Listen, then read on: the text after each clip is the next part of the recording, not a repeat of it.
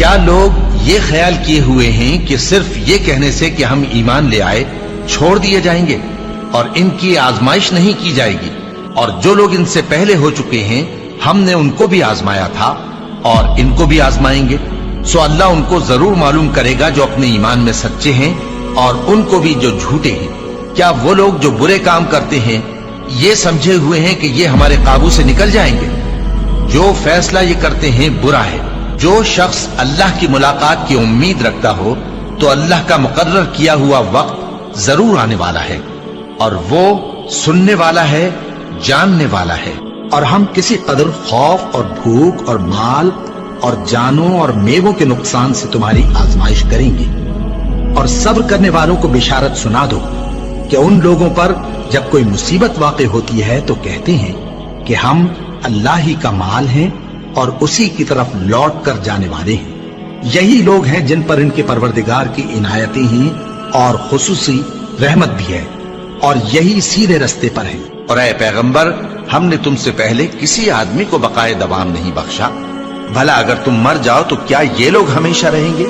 ہر شخص کو موت کا مزہ چکھنا ہے، اور ہم تم لوگوں کو سختی اور آسودگی میں آزمائش کے طور پر مبتلا کرتے ہیں، اور تم ہماری طرف ہی لوٹ کر آؤ گے۔ کوئی مصیبت زمین میں اور خود تم پر نہیں پڑتی مگر بیشتر اس کے کہ ہم اس کو پیدا کریں ایک کتاب میں لکھی ہوئی ہوتی ہے، اور یہ کام اللہ کو آسان ہے، تاکہ جو فائدہ تمہیں حاصل نہ ہو سکا اس کا غم نہ کھایا کرو، اور جو تم کو اس نے دیا ہو اس پر اترایا نہ کرو۔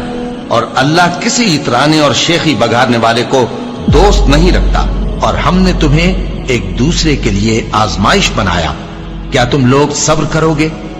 اور تمہارا پروردگار تو دیکھنے والا ہے۔ اے اہل ایمان، تمہارے مال و جان میں تمہاری آزمائش ضرور کی جائے گی، اور تم اہل کتاب سے اور ان لوگوں سے جو مشرک ہیں بہت سی ایذا کی باتیں سنو گے، تو اگر صبر اور پرہیزگاری کرتے رہو گے تو یہ بڑی ہمت کے کام ہے۔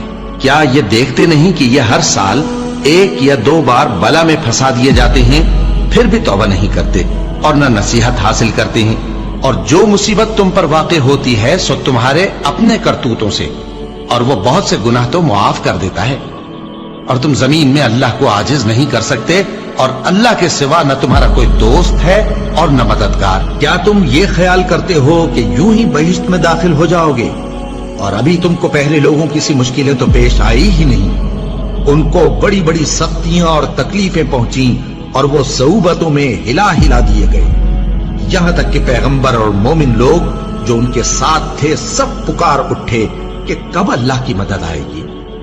دیکھو، اللہ کی مدد ان قریب آیا جاتی ہے۔ اللہ کسی شخص کو اس کی طاقت سے زیادہ کا ذمہ دار نہیں بناتا۔ اچھے کام کرے گا تو اس کو ان کا فائدہ ملے گا، برے کرے گا تو اسے ان کا نقصان پہنچے گا۔ اے پروردگار، اگر ہم سے بھول یا چوک ہو گئی ہو تو ہم سے مواخذہ نہ کیجو۔ اے پروردگار، ہم پر ایسا بوجھ نہ ڈالیو جیسا تو نے ہم سے پہلے لوگوں پر ڈالا تھا۔ اے پروردگار، جتنا بوجھ اٹھانے کی ہم میں طاقت نہیں اتنا بوجھ ہم پر نہ رکھیو، اور اے پروردگار، ہمارے گناہوں سے درگزر کر اور ہمیں بخش دے اور ہم پر رحم فرما۔ تو ہی ہمارا مددگار ہے، سو ہم کو کافروں پر غالب کر۔